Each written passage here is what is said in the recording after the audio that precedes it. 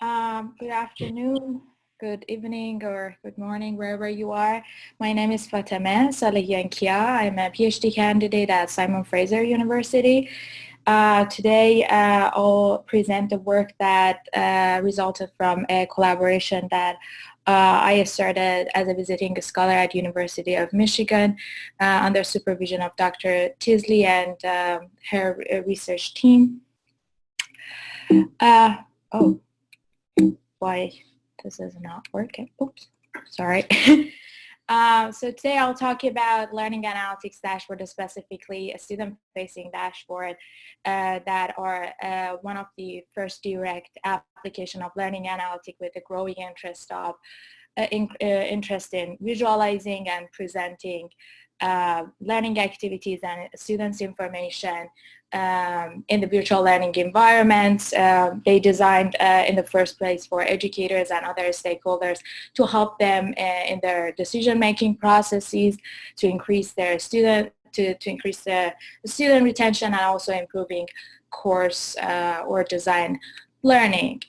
Based on research showing that students experiencing a higher level of control in the learning process are more likely to be intrinsically motivated and improve their performance, student-facing dashboards are growing in popularity to promote the student agency and support their learning processes. Although student-facing dashboards and also LADs, learning analytics dashboards, are entering to the higher education marketplace, but the research on effectiveness of these tools are at an earlier stage. Recent reviews on the research of student-facing dashboards and LADs showed that there are few empirical studies on the impact of dashboards on student motivation, behavior, and skills. The research also showed that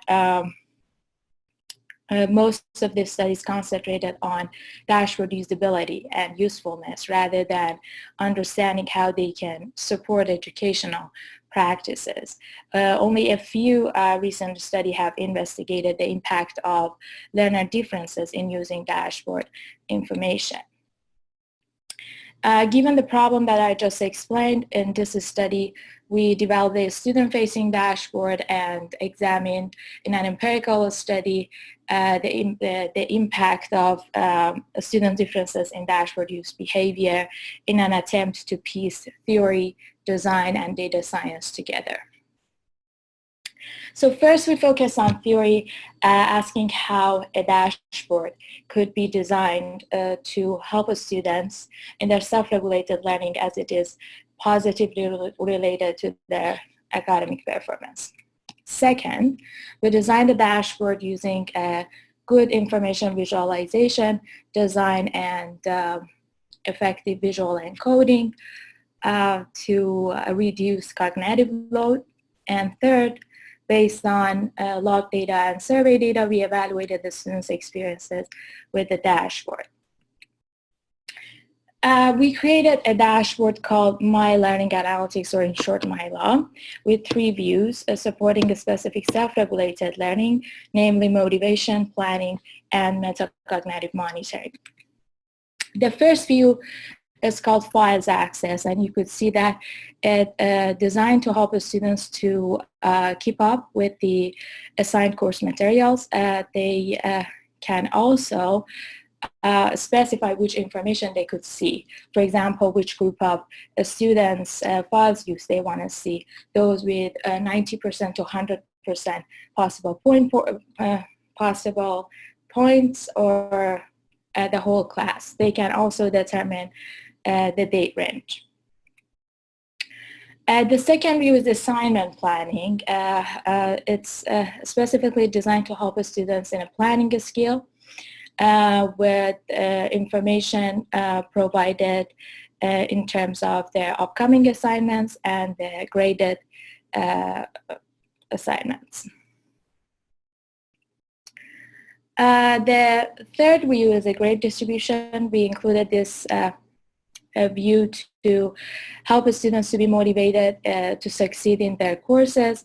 This is one of the most used information in most of the student-facing dashboard that students frequently use this view. We also wanted to promote mastery orientation over performance orientation, and that's why we present an actual grade instead of letter grade. So in this study, we wanted to examine the effects of a student's differences in dashboard use behavior in relation to their academic achievement and self-regulatory engagement. These three research questions guided us throughout the study. First of all, we examined whether there are discriminating patterns that discriminate or differentiate the student dashboard use in terms of their differences in academic achievement. In the second research group, we studied if there are discriminating patterns that in dashboard use behavior for students with differences in self-regulatory engagement levels. And finally, we looked at students' differences in achievement and SRL to see if there are any patterns associated with these dashboard use behavior. We recruited 860 students from 10 courses from different disciplines. 8 of them were at undergraduate level and 2 of them were at graduate level. Just over 50% of the students are the dashboard users and 19% use the dashboard only once. We provided a demo before turning on MyLA and collected the students' interaction with these 3 views that I just explained. We asked students to fill out the survey at the end of the semester as well. So to address all these 3 questions that I just mentioned, we collected 3 sources of data. First of all, it's a performance data, cumulative GPA, as an overall measure of academic achievement where it was collected. The students were categorized into 4 groups of high, mid, low groups using quartiles. The median was used because it is more resilient to outliers, and you could see that the size of the quartiles are quite even.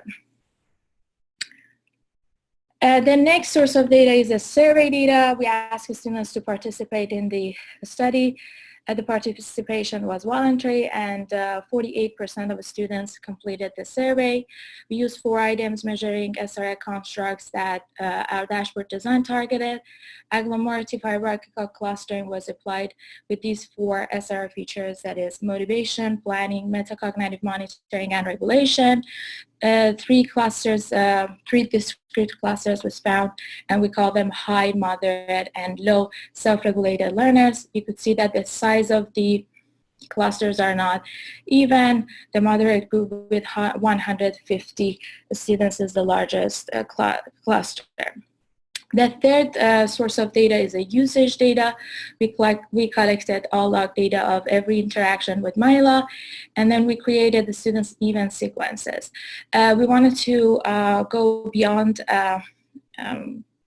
aggregated counts and frequency and looked at the choice of the actions instead of the frequency of action to have a better and deeper insight on students' behavior in the dashboard. To do so, we transformed MyLA logs to event sequences data set. An event sequence is an ordered list of time-stamped events throughout a period of time. Each student has 1 event sequence, and you could see that the length of the event sequence is different among the students. This depends on the student's frequency of use, ranging from a single event to 135 events. In this example, a student with the subject ID of 1 view files access, and you could see that here we set a session cutoff as a 10 minutes. We defined the student's interaction with MyLA by session to consider the same sequences of action that are occurred in different time frame, representing different learning behavior. the reason that we set that cutoff is by the data-driven decision, because this because the interactions was clustered in this time frame of 10 minutes with a typical use of 5 minutes. Let's just back to the example. In this example, you could see that the subject 1 view files access, then there is a elapsed time greater than 10 minutes, then a new session started, and a student viewed grade distribution, then assignment planning and files access. Then again, there is another elapsed time greater than 10 minutes, and students in a new session viewed files access 3 times in a row. We were interested in finding patterns or frequent subsequences in dashboard use event sequences to be able to examine differences in their dashboard use behavior and academic achievement or self-regulatory engagement. Before addressing these 3 research questions, we conducted an exploratory sequence analysis, and we found 3 single event subsequences that are the only patterns occurred in more than 50% of event sequences. The grade distribution with the support number of 0.87 is the top pattern. Then is a files access view with a support number of 0.57.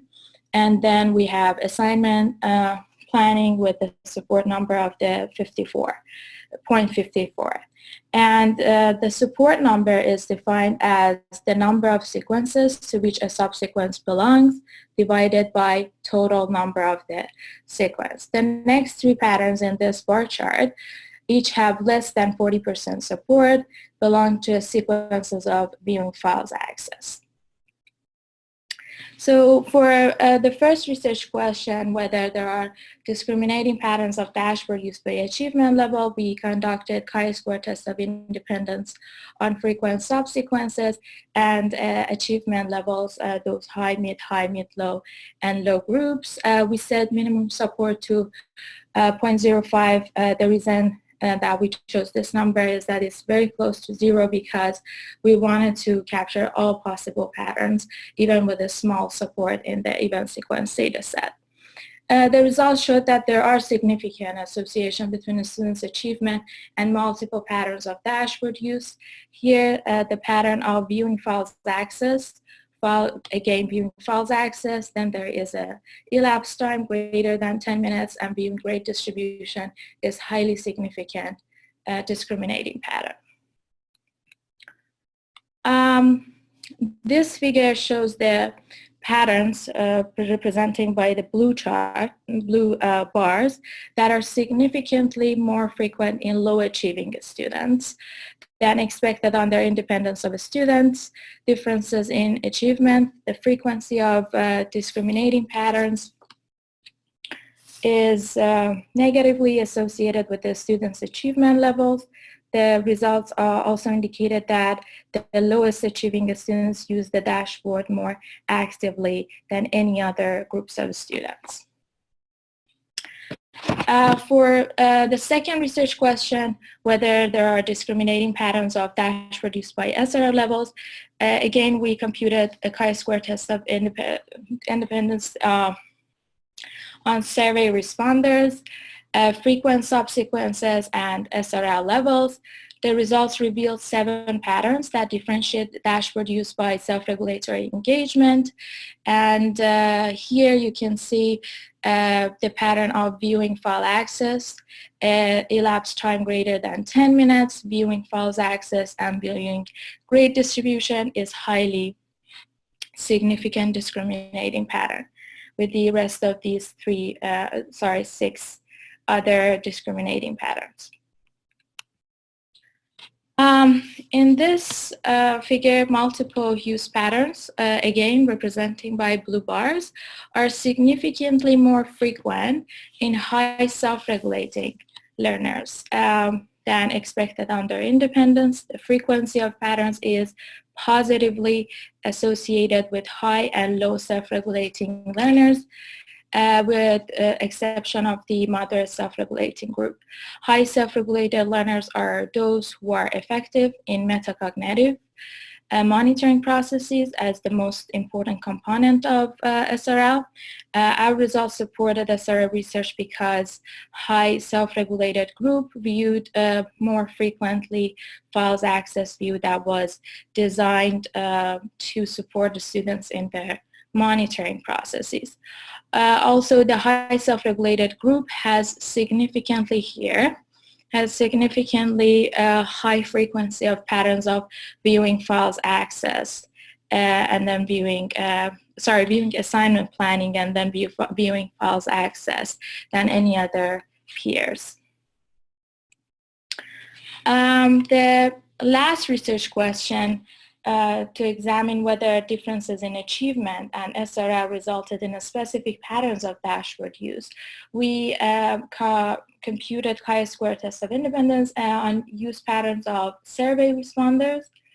The results do not show any discriminating patterns among achievement and SRL groups either collectively or separately. To investigate further, we computed chi-square tests on achievement and SRL level to examine these two factors. We did not find an association between achievement and SRL cohorts, and you can see in that contingency table how a different group of performance level reported their self-regulatory engagement behaviors. We'd like also to acknowledge our study limitation. This is our first research on the impact of student-facing dashboard MyLA on students' learning processes. We were unable to integrate MyLA event logs with LMS event logs, and that prevented us from investigating further how students did before or after using dashboard in the learning management system Canvas. We have a plan to integrate these two sources of data set to investigate it further. The dashboard was available for students on course-by-course basis, preventing them from developing practices of use across all of their enrolled courses. Of course, we conducted the study at a single university, and our results, as all other studies, may be influenced by the self-selection of users and survey responders. We plan to further our study on the same or similar research protocol to investigate more on the SRL behaviors and patterns of dashboard use.